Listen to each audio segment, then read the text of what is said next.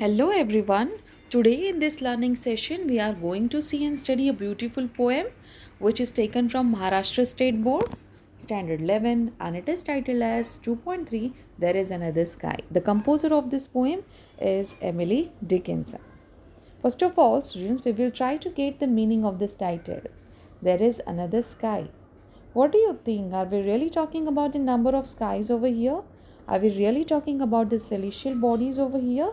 No. This title can be taken in metaphorical context. It means there is always a place, there is always another opportunity, there is always another world for us to live in if we are not at all happy or satisfied with the current phases of our life. Okay जब आप आपके current phase of life से खुश नहीं हैं तो इसका मतलब ये नहीं कि आपकी लाइफ जो है वो ख़त्म हो गई, इसके आगे आप कुछ नहीं कर सकते हो, नहीं। ये आपका मेंटल मेकअप है जो आपको निगेटिविटी की तरफ और खींचे जा रहा है।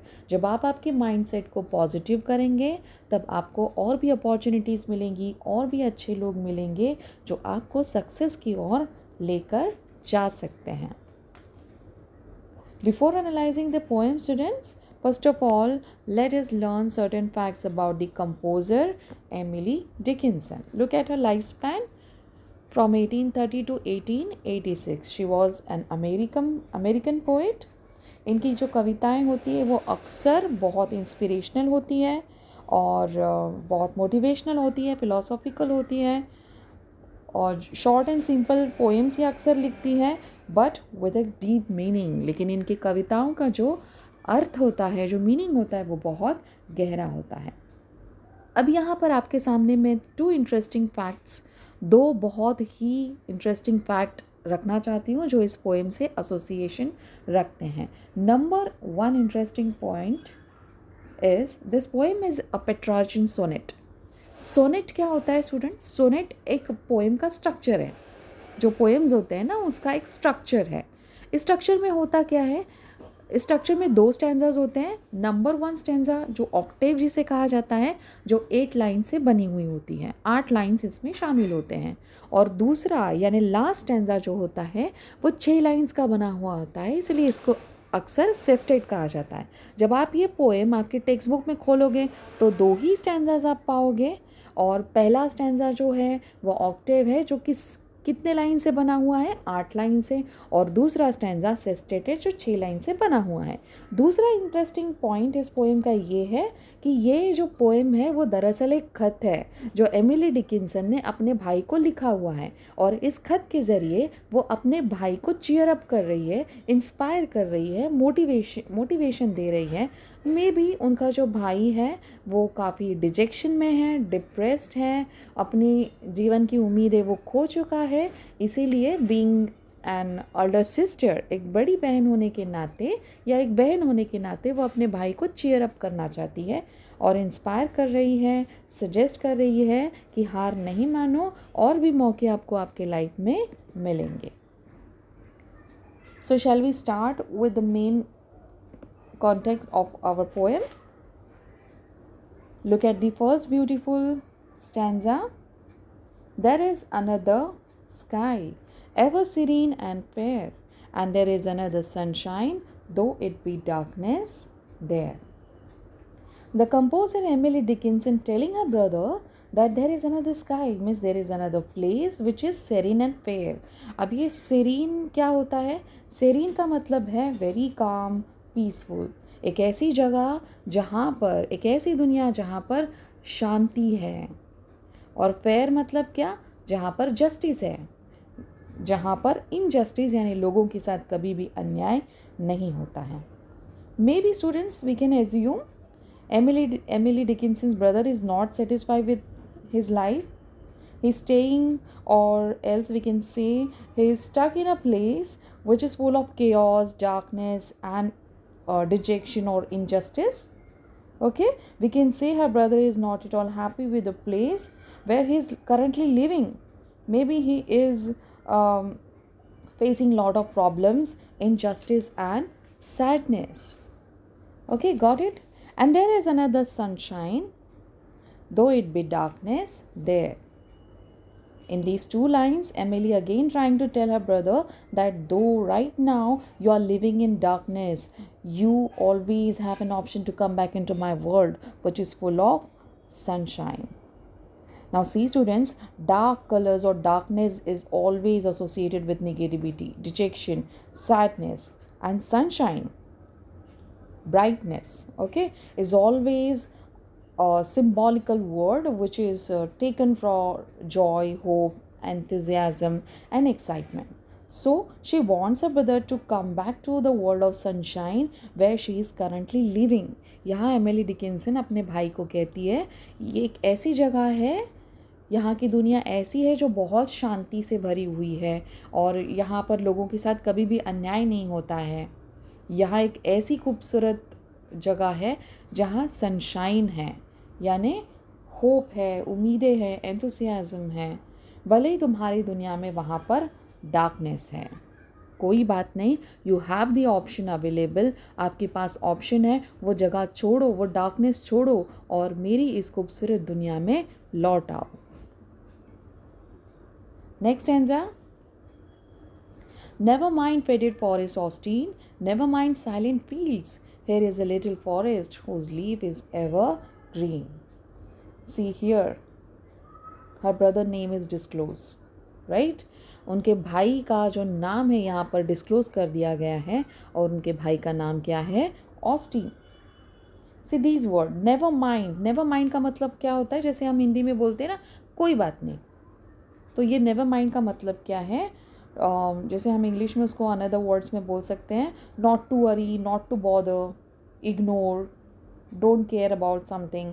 सो यहाँ एमिली डिकिंसन अपने भाई को कह रही है कि नेवर माइंड फेडेड फॉरेस्ट। अब ये फॉरेस्ट मतलब क्या, उनके भाई जंगल में रह रहे हैं? नहीं, यहाँ पर फॉरेस्ट कंपैरेटिवली एक बगीचे को बोला गया है, लेकिन वो बगीचा कैसा है? वो फेडेड है। फेडेड का मतलब क्या होता है? मुरझाया हुआ, यानी वहाँ का जो भी एटमॉस्फेयर है, वहाँ के फूल पत्ते, वहाँ की दुनिया कैसी है स्टूडेंट? मुरझाई हुई है। और एमिली डिकिंसन क्या कह रही है कि मेरे भाई ऑस्टिन, ऐसे बगीचे की या ऐसी दुनिया की तुम कदर मत करो जो मुरझाई हुई है, क्योंकि वो एक समान एक जैसी रहेगी क्या?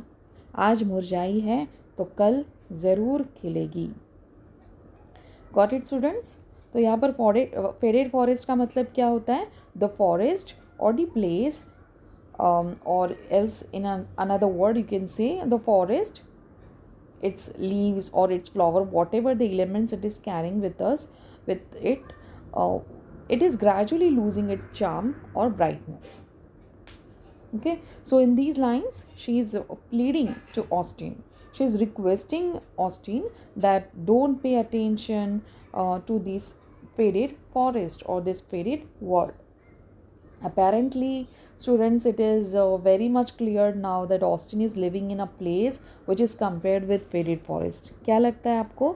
इस लाइन से आपको ये क्लियर नहीं हो रहा है कि फेडेड फॉरेस्ट में ऑस्टिन जी रहा है, यानी ऑस्टिन के लिए ये जगह परफेक्ट नहीं है या निगेटिविटी में वो जिया जा रहा है।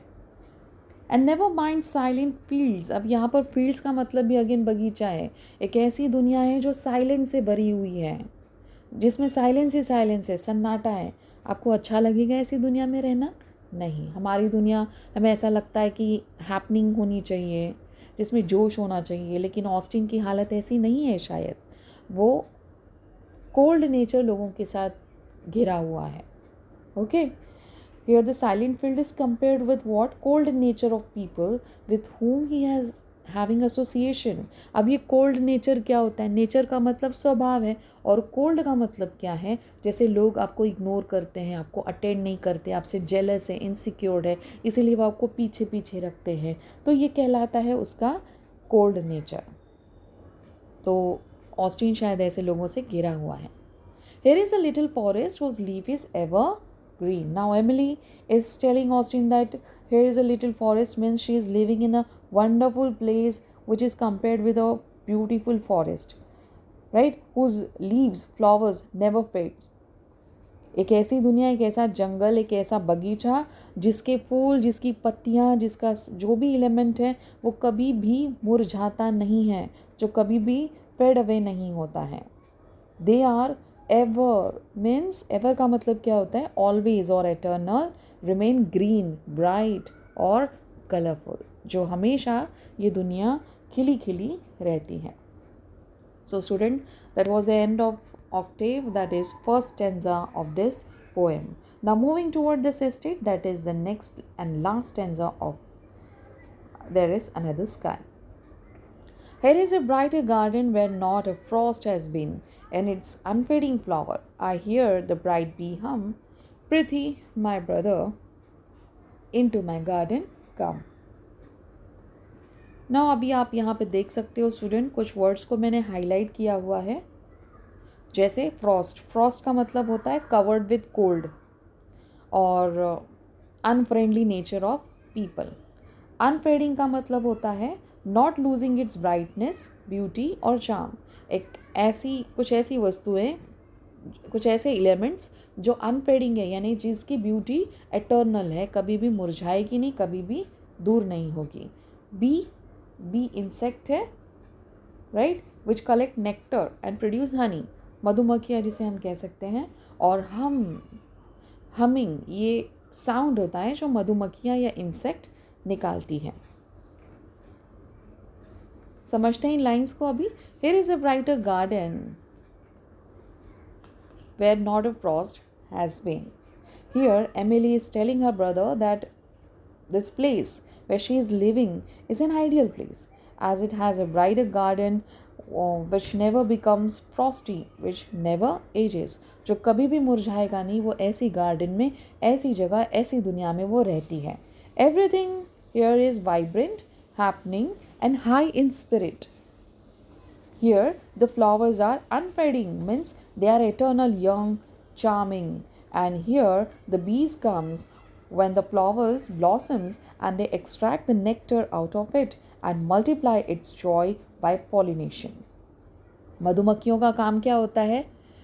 जो फूल है उसका रस वो निकालती है, जिसका शहद बनता है, और जब वो रस उसके मुंह में होता है या जब वो फूल पर बैठती है तो उसके बदन पर, उसके शरीर पर जो है फूलों के बीज लगे हुए होते हैं. और जब मधुमक्खियाँ दूसरी जगह पर जाती है तो क्या होता है? पॉलिनेशन की प्रोसेस होती है ना, यानी ज़मीन पर वो बीज गिरते जाते हैं. और जब वो बीज गिरेंगे तो क्या होगा स्टूडेंट्स? वो प्रक्रिया मल्टीप्लिकेशन हो जाएगी, यानी वहाँ पर भी उन फूलों के पौधे उगना शुरू हो जाएंगे. मनुष्य के जीवन भी ऐसा ही है. अगर आप निगेटिव रहोगे तो निगेशन जो है वो मल्टीप्लाई होगा, लेकिन अगर आप पॉजिटिव रहोगे, इफ़ यू स्टे पॉजिटिव, अगर आप हमेशा पॉजिटिव सोचोगे तो ये भी मल्टीप्लाई होगा और आपको खुशियाँ ही खुशियाँ मिलेगी. थोड़ा स्ट्रगल आपको करना पड़ेगा, लेकिन ये मल्टीप्लिकेशन की प्रक्रिया हमेशा होती है. अच्छा करो अच्छा ही मिलेगा, बुरा करो बुरा ही मिलेगा, ये अक्सर हमने सोचा है. उसी तरीके से हमारा दिमाग भी क्या है? अच्छा सोचोगे, पॉजिटिव सोचोगे तो मल्टीप्लाई होगा. बुरा सोचोगे, निगेटिव सोचोगे तो भी क्या होगा? उसका मल्टीप्लिकेशन ज़रूर होगा.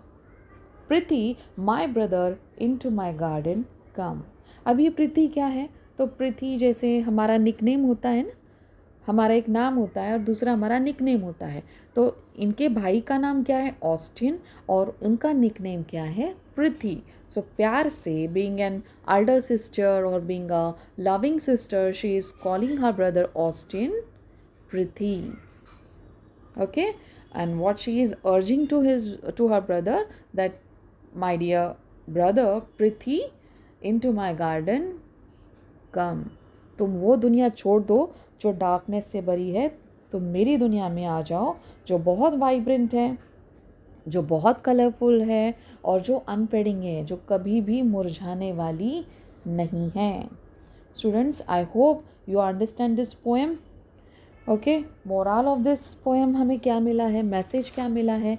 कि हमारा जो मन है, हमारा जो स्टेट ऑफ माइंड है, वो पॉजिटिव रखो. ऑब्स्टेकल्स आएंगे, आपकी लाइफ में हर्डल्स ज़रूर आएंगे, लेकिन उसे हमेशा हमें पार करना है. यहाँ इस पोएम में जगह के बारे में बात की है. एक नेगेटिव जगह है जहाँ पर, एक डार्क जगह है जहाँ पर ऑस्टिन रह रहा है. एक पॉजिटिव दुनिया है, एक कलरफुल दुनिया जहाँ पर उसकी सिस्टर एमिली रह रही है. Right. So we have already visualized all these things.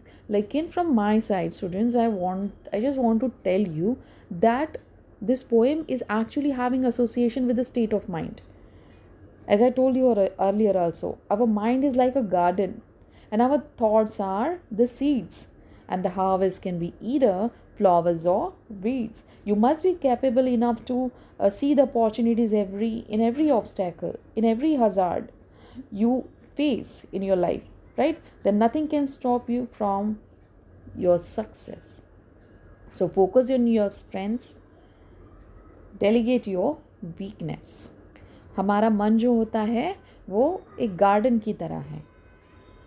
इसमें जो भी आप बीज बो रहे हो, यानी जो भी थॉट ला रहे हो, वो या तो पॉजिटिव होगा या तो निगेटिव होगा. अगर निगेटिव बोओगे तो निगेशन मिलेगा. अगर पॉजिटिव बोओगे थॉट्स आपके, तो पॉजिटिवनेस ही आपके लाइफ में आएगी. ओके, आई होप स्टूडेंट आपको ये कविता बहुत अच्छी लगी होगी. So please like, share and subscribe my channel, and please do comment your reaction. Thank you and God bless you all.